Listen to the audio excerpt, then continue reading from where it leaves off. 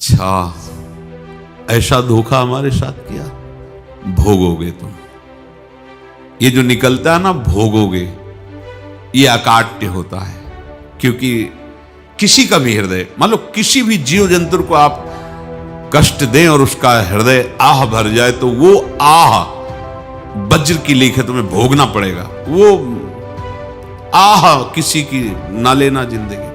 कोई ऐसा कोई आह भर करके कह दिया तुम समर्थ हो, हम तो कुछ कर नहीं सकते, और अंदर से दुखी, फिर तुम्हारी सामर्थ्य काम नहीं करेगी। मिट्टी में नित्य निरंतर कर्मों के जाल को रच रहा है और अपने आप को बांध रहा है। आपको मुक्त होना है, बंधना नहीं है। जीव का जन्म कर्मों के अनुबंध से होता है, कर्मों के बंधन से होता है, और उसको अपना ऋण चुकाना होता है। कर्मानुबंध ये बहुत सूक्ष्म विषय है। जैसे आप जिस परिवार में जन्म लिए हैं, तो उस परिवार के लोगों से आपका ऋण है, इसलिए उसी परिवार में आप आए हैं। और ऋणानुबंध, उसको बिना चुकाए या बिना वसूल किए आप वहां से जाएंगे नहीं। आपको लेना है तो वसूल करना है, और देना है तो चुकाना है। ये पूर्व के जन्मों से निश्चित किया गया है। जैसे किसी के यहां पुत्र हुआ, जन्म से ही पैसा खर्चा शुरू हुआ, जो बड़ा हुआ तो उद्दंडता के द्वारा मार पूरे परिवार को क्लेश पर क्लेश देता चला जा रहा है। ये तुम्हारे कर्म का फल है। या ऐसे शक्तिहीन बुद्धिहीन ऐसे पागल पूरे जीवन सेवा करो, तुमसे अपना हिसाब चुकाने के लिए वो आया है। अब परिवार के जो सदस्य जुड़े आके, मतलब पत्नी आते ही पूरी हृदय में आनंद, परिवार में आनंद, और जीवन भर वो आनंद ही सुख देने के लिए उसका जन्म हुआ। वो अपना ऋणानुबंध मुक्त, और आते ही भयंकर क्लेश खड़ा कर दिया, बीच में दीवार और झगड़ा वैसा, फिर अतरे दिन मारपीट शुरू, कलह अशांति, पूरा जीवन नरक हिसाब करने आए। यहां ऋण चुकाए बिना कोई जा नहीं सकता, ऋण चुकाना पड़ेगा। किसी का ऋण वसूल करना है तो किसी को ऋण चुकाना है, दोनों काम करने होते हैं। अनेक जन्मों में अनेक लोगों के साथ हमने जो बर्ताव किए हैं, अच्छे या बुरे, वो होंगे। अब किसी आदमी को हम जानते नहीं, अचानक मिला, अचानक टक्कर लगा और मार पीट गाली गुप्ता सब कर दिया, चुपचाप सह लो। क्यों? ये आपका हिसाब है, पूर्व का हिसाब। हमारा उससे कोई द्वेष नहीं, कोई संकल्प नहीं। अचानक घटना घटी और हमसे द्वेष करने लगा, हमें पीटने लगा, हमें गालियां दे, ये हिसाब है, चुपचाप सह जाओ। अपने घर का भाई ही भारी दुश्मन बन गया और क्लेश, हिसाब है। एक प्रभुदत्त ब्रह्मचारी जी की वाणी में पढ़ा था, एक महात्मा जी भ्रमण करते थे, तो उस समय असरफियां चलती थी, मोहरे असरफियां, तो उनको भेंट में देते लोग। तो या तो ठाकुर सेवा में लगे तत्काल, या संत सेवा में तत्काल लगे, उसका संग्रह करके डोलना ये ठीक नहीं है बैरागी के लिए, सिद्धांत में ये ठीक नहीं है। तो जब 2, 4, 6, 8 ऐसे मोहरे हुई, तो उन्होंने विचार किया कि और भ्रमण करके जब काफी मोहरे हो जाएंगी, तो प्रयागराज में जब कुंभ पड़ता है, एक बार पूरे सब अखाड़े के संतों को, अलग अलग संप्रदाय सब संतों को बुलाएंगे और सबको खुआएंगे। अब साधु है तो यही विचार करेगा, और क्या विचार करेगा। तो उन्होंने ऐसे डंडा बनवाया, बेंत, जो ऊपर से चूड़ीदार और भीतर पोला, और मोहरे उसमें डालते गए, और भ्रमण, जहां जहां श्रद्धालु भगत सबके यहां जाना और इच्छा रखना कि एक मोहर तो दे दे दक्षिणा में। कामना कोई भी हो वो बांधती ही है, ध्यान रखना। इसीलिए प्रभु जो चाहे वो करे, अपनी चाह नहीं रखनी चाहिए, अपनी चाह प्रभु की चाह में मिला देनी चाहिए। धीरे धीरे वो छड़ी भर गई, भ्रमण करने वाले महात्मा चूड़ी लगाई, इंतजार करते रहे। जब प्रयाग का कुंभ पड़ा तो चले। तो रास्ते में एक गांव में पूछा जाता है, जैसे कहीं रुको कि कोई श्रद्धालु ऐसा है जो संत सेवी है। तो कुछ लोगों ने बताया हाँ एक परिवार है बहुत संत सेवी है और आपको मिलाते हैं उनसे। आइए महाराज, घर में रुका, खूब अच्छा हलवा पूड़ी पवाया और जो घर के मालिक थे चरण दबाए। चरण दबाते दबाते उनकी दृष्टि पड़ी उस डंडे पे, तो इतना मोटा और ऊपर से कुछ चूड़ी सी भी नजर आ रही, इस डंडे में तो कोई रहस्य है ही है। अब महात्मा जी को खवा पिला के सुला दिया। महात्मा जी जब सो गए तो पत्नी से धीरे से कहा वो डंडा लाओ बाबा जी का डंडा। और वो चूड़ीदार जो ही खोला पलटाया तो सैकड़ों मोहरे। ऐसे संत रोज पधारे भगवान, तुम आनंद हो जाए फिर क्या। पत्नी से कहा नाप के कंकड़ लाओ। वो तो महात्मा जी तो खाए खीर पूड़ी आराम से सो रहे। रात में पूरी प्लानिंग करके उसमें कंकड़ भर के चूड़ी लगाकर सिराने रख दिया, सारी मोहरें हटा ली। महात्मा जी आराम से छड़ी उठाए तो वजन पक्का। वैसे बड़े लोग चतुर होते हैं पर ये नहीं जानते कि कर्म कितना भयानक होता है। और उनकी कोई संतान नहीं थी पर धन में इतना प्रेम उनको था। बहुत सावधान रहे। साधु महात्माओं के पास जो अर्थ है, गृहस्थी अगर आता वहीं से है, पर अगर उसको जोर जबरदस्ती या किसी छल कपट से, तो वो उसका विनाश ही करता है। आज तक का प्रमाण है। अब उनको ये भाव पता नहीं होगा, या पता होगा तो लोभ के कारण वो उसको मान नहीं पाए होंगे। महात्मा जी गए प्रयाग में, किसी अखाड़े पर रुके और वहां प्रार्थना की कि कल जो है संपूर्ण अखाड़ों का निमंत्रण किया जाए और सब संतों को भोग पवाया जाए और उनको दक्षिणा भी दी जाए। महंत ने सोचा कि बहुत बड़ा है तो उत्सव है, क्योंकि प्रयाग में कितने हजारों संत महात्मा सब। उनका महाराज बोरों इसमें चीनी और टीनों घी लगेगा, सब व्यवस्था। बोले आप मंगाइए, एक एक हिसाब हम करेंगे, हमारे पास सब व्यवस्था है। बोले कुछ तो पहले दे दो, वो इकट्ठे देंगे हम। उनको था कि अगर हम छड़ी खोला और दो चार मोहरे दी, किसी को पता लग गया तो गड़बड़ हो सकती। बोले हम भंडारे के समय आखिरी में सब कुछ आपको दे देंगे। ठीक है। वो अपने पास से पैसे लगाकर खूब जितना सामग्री सब लाए लाखों की, और सब संतों को निमंत्रण कर दिया।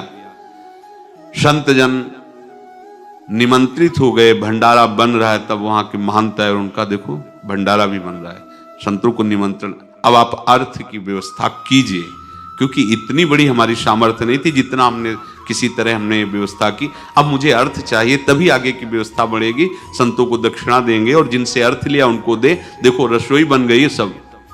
दुर्गा छत में विश्वास नहीं तो अभी चूड़ी खोली। उनको तो था ना कि मोहरे हैं कंकड़। तो जैसे कितना उनको सदमा लगा होगा। हजारों संतों का निमंत्रण, रसोई बन, मतलब संत हो के छल कपट। तो उनका महाराज आपने तो हमारा नाश कर दिया, जो महंत थे। आप बताओ रसोई बन गई, संत निमंत्रित हो गए और आप ये कंकड़ दिखा रहे हैं हमको। आपने तो हमें बर्बाद कर दिया। हमारी इतनी सामर्थ्य नहीं थी, आप पहले बता देते। संत होकर ऐसा छल कपट। अब वो बोले तो क्या बोले, क्योंकि उनको पता था कि मोहरे हैं इसमें। अंदर से उनका चिंतन गया उसी सेठ के पास। अच्छा ऐसा धोखा हमारे साथ किया, भोगोगे तुम। ये जो निकलता है ना भोगोगे, ये अकाट्य होता है।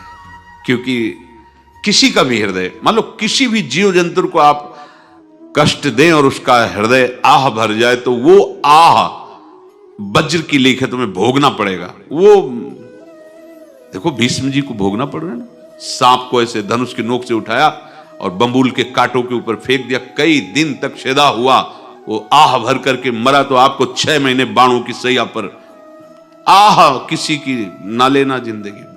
कोई ऐसा कोई आह भर करके कह दिया तुम समर्थ हो, हम तो कुछ कर नहीं सकते। और अंदर से दुखी, फिर तुम्हारी सामर्थ्य काम नहीं करेगी, मिट्टी में मिला देगी। फिर ये तो संत थे और भगवत आराधना के लिए, संत आराधना के लिए ही ऐसा किए हुए थे। अब इनका कैसे मुंह दिखाएं, अब क्या करें। सुबह संत जन आएंगे, सबके बीच में हमारी कि देखो इन्होंने, अब क्या करें। गए और संगम में जाके छलांग लगाई, अपने प्राण त्याग दिए। अब उनके तो पास मोहरे थी और व्यापार बढ़ा, और 9-10 महीने बाद ही लड़का हुआ। अब तो उनको कि संत फलीभूत हो गया। देखो व्यापार चल रहा, लड़का नहीं होता था, लड़का भी हो गया। बड़ा आनंद छा रहा है। जब से वो प्रकट हुए और धन की वृद्धि शुरू हो गई, पढ़ाई लिखाई में उनके खर्चा हुआ सब, बस बीमारी शुरू हो गई उनके शरीर में। अब उसमें पैसा जाना शुरू हुआ। इतने आसक्त वो दोनों हो गए कि कुछ भी हो, व्यापार ठप, संपत्ति बेचना शुरू। तो उन्होंने कहा कि बेटा मैं क्या कर सकता हूं तुम्हारे लिए। बोले हमारी अंतिम इच्छा है, प्रयाग चलो और जितने प्रयाग में संत महात्मा सबको एक बार भंडारा करवाओ। हमारी इच्छा अंतिम है, क्योंकि अंतिम यही इच्छा थी। तो बोले अब ज्यादा संपत्ति तो नहीं रह गई। तो बोले घर बेच दो, मेरे लिए ही तो है, बेच दो। मुझे लगता मैं बचूंगा नहीं, पर मेरी अंतिम इच्छा पूर्ण कर दो। घर बेच दिया, जेवर बेच दी। वहां गए, जब संत सेवा की तो बोले मुझे संगम तक ले चलो। संगम तक ले गए और बोले समझे तुम चुराए थे और हमने उसको छीना है, कुछ नहीं रह गया तेरे पास कुछ, अब केवल ममता और आसक्ति में जलकर मर और नरक प्राप्त कर। मैं वही महात्मा हूं जिसकी तूने मोहरे ली थी, शरीर छोड़ दिया। महात्मा को जन्म लेना पड़ा और इनको दुर्गति भोगनी पड़ी। ऋणानुबंध होश में, ऐसा नहीं कि आप जो कर रहे हैं कोई देख नहीं रहा, कोई हिसाब किताब नहीं, जो कर रहे हैं अवश्य में भोक्तव्यम। बहुत सावधान। अनेक जन्मों में अनेक लोगों से जो कुछ लिया दिया है, इस लेने देने को मिटा देने के बाद ही तुम मुक्त हो गए। इसीलिए एक उपाय है, लेना न देना, मगन रहना। क्या? मालिक को समर्पित हो जाओ, मालिक को अपना माना हुआ समर्पित कर दो, खत्म।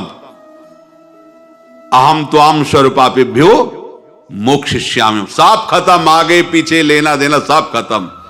एकादश स्कंद में भगवान श्री कृष्णचंद्र जी ने कहा जो मेरे चरणों का आश्रय लेकर मेरा भक्त मेरा भक्ति करता है, उसके पितृ ऋण, मातृ ऋण, देव ऋण, ऋषि ऋण, सब ऋणों से मैं मुक्त कर देता हूं। बस यही एक उपाय है जो इसके बंद करने का उपाय भक्तों के लिए है, वो यही है, भगवान की शरण में होकर अपना माना हुआ पूरा भगवान के अर्पित कर दो। अर्पित करने का तात्पर्य उसमें आम हटा दो। तो दियम वस्तु गोविंदम तुभ्यमेव समर्पये। जिनसे तुमने सेवा करवाई है उनकी सेवा करनी पड़ेगी, जिनसे तुमने जो कुछ लिया है उनको देना पड़ेगा। ये लेने देने का व्यापार जब तक समाप्त नहीं होगा तब तक तुम्हारा जन्म मरण चलता रहेगा। अब आपको यहां समझना है, यदि आपसे किसी ने पैसे लिए बेईमानी करके नहीं दे रहा है तो आप उसको गाली मत दीजिए, आपने बेईमानी की थी इसलिए आपकी बेईमानी हुई है, ले गया, कोई बात नहीं है, बंधन से मुक्त हुए, जो बोझा था चला गया। उसको ऐसा ना देखे कि ये बेईमान हमारे रुपए मार लिए, अब जो कुछ होगा देखेंगे। अगर आप आगे नया कुछ करते हैं तो फिर आगे का हिसाब आपको भोगना पड़ेगा, ध्यान रखना। ऐसा नहीं है कि आपको भोगना नहीं पड़ेगा। एक ही उपाय है कि अब जो शरीर धारण किए इसी में जो भोग ले, आगे ना होना चाहिए। तो क्या करे? सर्वतो भावेन भगवान की शरण ले ले। ये तो सर्वाणि कर्माणि मयि सन्न्यस्य मत्पराहा अनन्ये नैव योगेन माम ध्यायन्तु उपासते तेषामहं समुद्धर्ता मृत्यु संसार से। ये बड़ा कठिन है पार होना, कोई छोटी मोटी बात है। एक महात्मा बाल्यावस्था से भजन करते थे, शालिग्राम भगवान पास रखते थे और उन्हीं की आराधना करके बस पाठ, नाम, जप और भ्रमण करते थे। यौवन अवस्था थी, गंगा जी के किनारे अपने ठाकुर को विराजमान करके स्नान करने के लिए कपड़ा ही उतार रहे थे कि 90 लोग आ गए, भाला तलवार सब ले, मारो मारो इसको मारो, घेर लिया। तो उन्होंने हाथ जोड़कर कहा, हमने क्या अपराध किया, कोई सुन ही नहीं रहा। तो उन्होंने कहा, मार तो डालोगे ही आप 90 लोग, हम कोई अस्त्र शस्त्र तो लिए नहीं, एक बार हमें गंगा में डुबकी लगा देने दो और अपने ठाकुर को स्नान करा देने दो, फिर इसके बाद आप मार देना। भगवत इच्छा से वो लोग रुक गए, स्नान किया और अंदर से प्रार्थना की, प्रभु ये क्या लीला है आपकी, आपके सिवा मेरा कोई है नहीं और ये मुझे मारना चाहते हैं। तो भगवान ने जानते हो क्या कहा उनके अंतर में, तुम मेरे में ध्यानस्थ हो करके शरीर को छोड़ो, ये लोग मारेंगे। ये मेरे भजन का फल है कि तुम्हें 90 जन्म नहीं लेना पड़ेगा, एक ही जन्म में 90 मिलके, तुमने 90 हिंसा की थी पूर्व में, तो तुम्हें 90 बार जन्म लेना होता और एक एक करके मारते। ये मेरे भजन का प्रताप है कि एक बार में ही 90 का हिसाब हो जाएगा। तुम आंख मूंदो, मेरे ध्यान में मगन रहो, मेरे प्रताप से तुम्हें कोई चोट नहीं होगी और स्वाभाविक मूर्छावस्था में प्राण तुम्हारे छूट जाए। ऐसा ही हुआ, ऐसा हुआ। तो ये बात समझ लो कि ये जो कर्मानुबंध है, ऋणानुबंध है। अब देखो, अगर शाप महात्माओं ने दिया कि तुम्हारे वंश का इससे विनाश होगा, तो भगवान भी परम धाम जा रहे तो उसी कील से, बाण की नोक में जो मछली लील गई थी छोटा कण, उसी से की नोक बनाई और उसी नोक को प्रहार किया। भगवान के श्री चरण में वही बाण की नोक लगी और भगवान ने स्वीकार किया ना। भगवान का बड़ा लीला विचित्र है। अगर छुप करके उधर रामावतार में बात, तो इधर ऐसे स्वीकार किया है भगवान ने। ऐसा कहीं नहीं दिखाया कि मैं भगवान हूं तो मैं अपने लिए, ऐसा नहीं दिखाया। नारद जी का हित किया पर नारद जी ने शाप दिया तो भगवान ने स्वीकार किया। बंदरों ने ही सहायता की, जैसा बोले थे वैसा। ये लीला इस शरीर में भोगनी पड़ेगी। हां, ज्यादा को कम में भुगता देंगे, पर अब अगला शरीर ना मिले, इसके लिए सर्वतो भावेन भगवान के आश्रित हो जाए। जैसे आपने दुकान फैला रखी है तो उसमें दो काम होते हैं, लेना और देना। किसी को उधार दिया है तो हमें उसे लेना है, और कोई नगद देकर सामान ले रहा है तो उसे सामान देना है, या उधार लिया है तो हमें उधार देना है। अब अगर दुकान बंद करनी है तो तुम्हें देने वालों पर जोर देना है, लेने वालों पर जोर नहीं।